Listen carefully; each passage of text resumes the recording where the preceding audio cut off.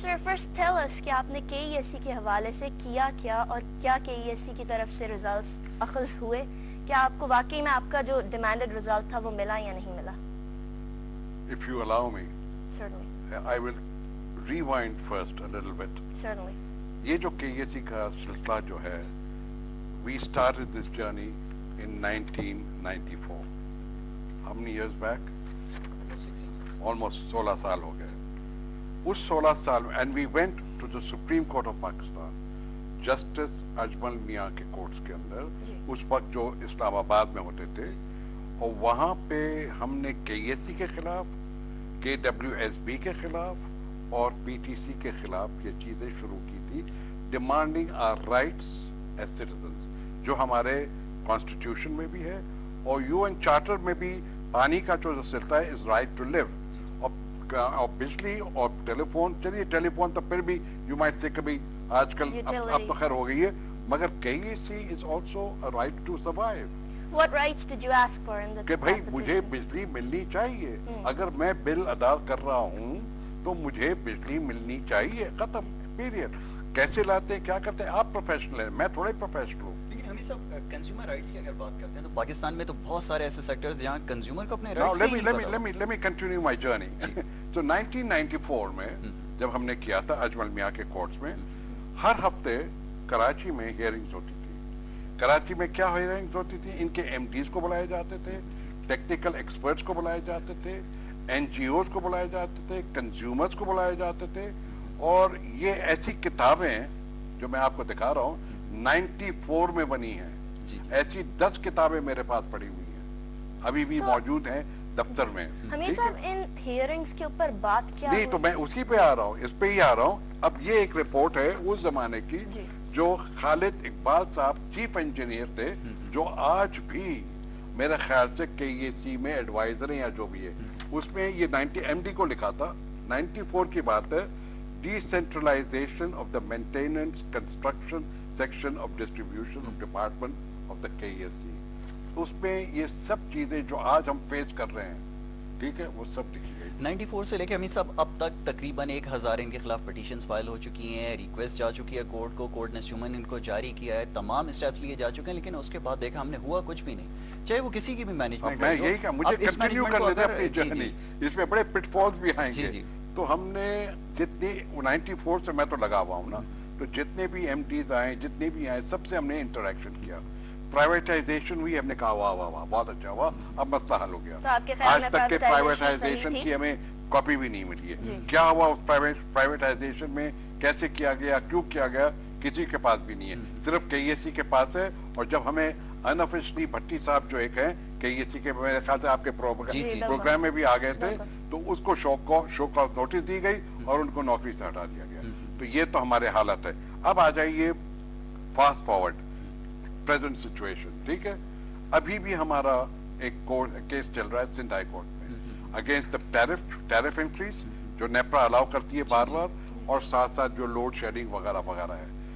94 سے لے کر کے 2011 کچھ نہیں ہوا ہے. آپ نے یہ پٹیشن ابھی لاسٹ ٹائم جو ذکر کر رہے ہیں, کس کب آپ نے فائل کی؟ سندھ ہائی کورٹ, اس کو بھی میرے خیال سے 1 سال ہو گیا, 1.5 سال. 1 سال ہو گیا, تو اس کے بعد پٹیشن فائل ہونے کے بعد بھی 70 پیسے اور اس میں 1 روپے 1.5 روپے کا اضافہ, یہی اس پہ بھی آ رہا, اس پہ بھی ہمیں باقاعدہ اسٹے آرڈر مل گیا تھا کہ بھائی KESC کہ یہ ریٹس جو ہیں آپ مارچ کے بعد آپ کنزیومر کو پاس آن نہیں کریں گے, okay, till the court decides on that, which is fantastic. We agree with that.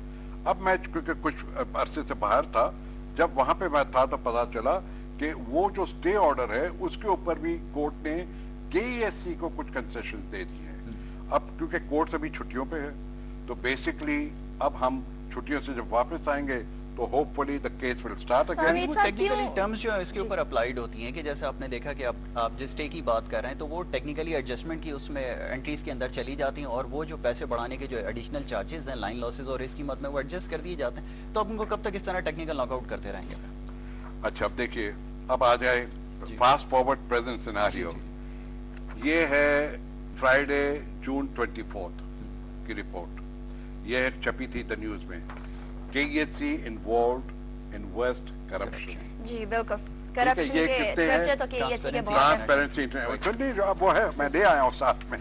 तो मैंने आदिल जिलानी साहब को फोन किया, मैंने कहा कि भैया तुमने जबरदस्त खबर छाप दी है, ये है क्या, कहीं फिर कोई शरारत तो नहीं है, क्या है असल फिगर्स क्या है।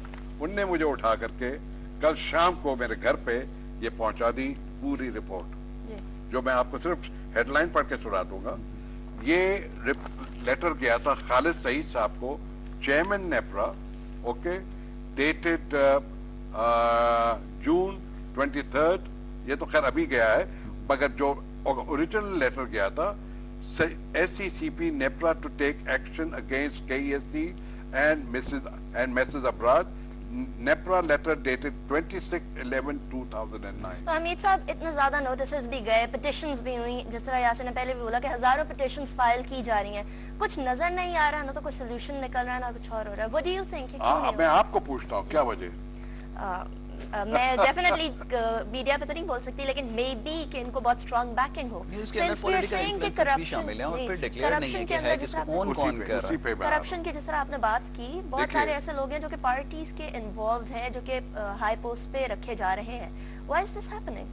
ओके, इसमें देखिए 4 स्टेक होल्डर्स हैं जी, okay ji, the government, ji, the industrialists, okay, the traders, I'm talking about the commercial houses, the big ones. ये डिक्लेयर्ड इंजन की आप बात कर रहे हैं। जी जी, हम ये तो सब हम स्टेक होल्डर्स है ना, हमारे सबके इसी की वजह से तो कि ये बिजली की वजह से हम चल रहे हैं। तो आपके गवर्नमेंट हो गई, इंडस्ट्रियलिस्ट हो गए, जो आपकी कमर्शियल एंटरप्राइजेस हैं वो हो गई, आपके जो स्मॉल ट्रेडर्स हैं, जी स्मॉल वन, जो फोटोकॉपी मशीन है, जूस वाला है, बाकी दुकानदार है वगैरह वगैरह, I call them in the small traders, and then the consumers.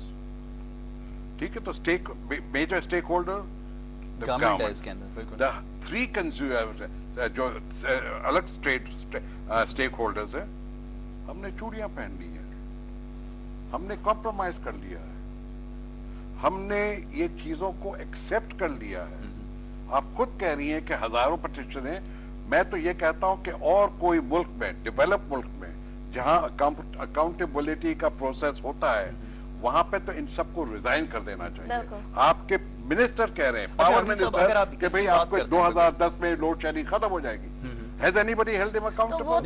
मेरे प्रोग्राम में, हमारे प्रोग्राम में जिक्र किया, लेकिन सबसे इम्पोर्टेंट चीज ये कि जब इसकी प्राइवेटाइजेशन हुई थी तो आपने उसको वेलकम किया था, उस वक्त उसको वेलकम करने का मकसद, और आज हम देखते हैं कि हर जगह हर फोरम के ऊपर ये बात की है कि इसको प्राइवेटाइज करना ही इसके लिए सबसे बड़ा नुकसान है। प्राइवेटाइजेशन को बिल्कुल फेलियर करार दिया जाए। देखिए, अगर आप इनकॉम्पिटेंट, इनएफिशिएंट, करप्ट लोगों को ये इदारे देंगे तो नेचुरली प्राइवेटाइजेशन कर लें या कुछ भी कर लें, इनकी प्रोफाइल यानी उनके लिए आप प्राइवेटाइजेशन कर लें। आपने बात की कि गवर्नमेंट भी स्टेक होल्डर है, ब्राज भी स्टेक होल्डर है, there are 4 major stake holders.